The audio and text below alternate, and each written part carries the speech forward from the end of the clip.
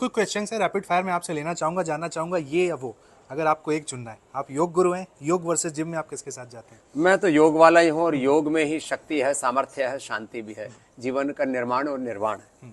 जो लोग जिम करते हैं, जिम करते हैं बस थोड़े 4 दिन की चांदनी, फिर अंधेरी रात, थोड़े टोले शोले बन जाते हैं, फिर वही धराशायी हो जाते हैं। कोई ऐसा प्राणायाम जो हम सब ऑफिस वाले लोग हैं आप बताना चाहें जिनके लिए हेल्पफुल हो? कम से कम जब मौका मिले भस्त्रिका, खाली पेट हो कपालभाति, खाने के पहले खाने के बाद कभी भी करना हो तो डीप ब्रीदिंग और अनुलोम विलोम थोड़ा कर लेना चाहिए। किसी को स्ट्रेस नहीं होगा, किसी को सिगरेट पीने की इच्छा नहीं होगी, किसी को दारू पीने की इच्छा नहीं होगी, किसी के दिमाग में खुरापात भी नहीं आएगी, अपनी खोपड़ी में और दूसरों की झोपड़ी में आग नहीं लगाएगी। बाबा जी, रील्स पर आजकल कई सारे मिसअंडरस्टैंडिंग हो रही है हेल्थ डाइट को लेकर। कहा जा रहा है ये खाना नहीं खाना है, दूध दही नहीं खाना है, घी नहीं खाना है। दरअसल क्या है, जो बेपढ़े लिखे लोग हैं, जिनको ना योग का पता, ना आयुर्वेद का पता, ना मेडिकल साइंस का जिनको पता है, वो कुछ भी इधर उधर से 10 तरह की सूचनाएं इकट्ठा करके और लोगों को कचरा बांट रहे हैं, जो खतरा बन जाता है। इसलिए रील्स पर देख करके, सो कॉल्ड इन्फ्लुएंसर्स को देख करके किसी भी तरह के आप अपनी जिंदगी के लिए जोखिम मोल ना लें। जो आपके लिए श्रेष्ठतम है उसी को आप करें।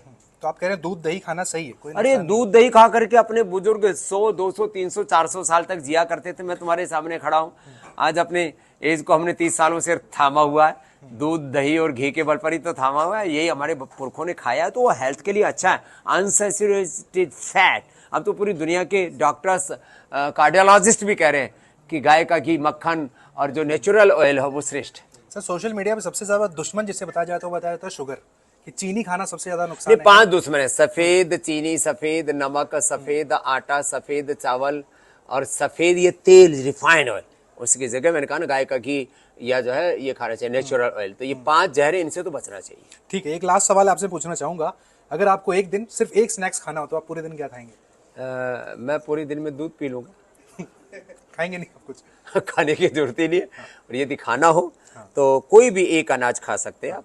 बाजरे की रोटी खा सकते हैं, रागी की रोटी खा सकते हैं, आप लौकी खा सकते हैं, तुरई खा सकते हैं। मैंने तो 40 दिन तक नारियल के पानी पर उपवास किया, केवल नारियल के पानी पर। इसलिए ये तो बहुत ज्यादा खा खा करके भोजन भट्ट में कहता हूँ, भोजन पर ध्यान कम, भजन पर ज्यादा, रासन पर ध्यान कम, आसन पर ज्यादा। थैंक यू बाबा ji, thank you. Thank you Rahul. तो आपको प्रॉमिस किया था 3 मिनट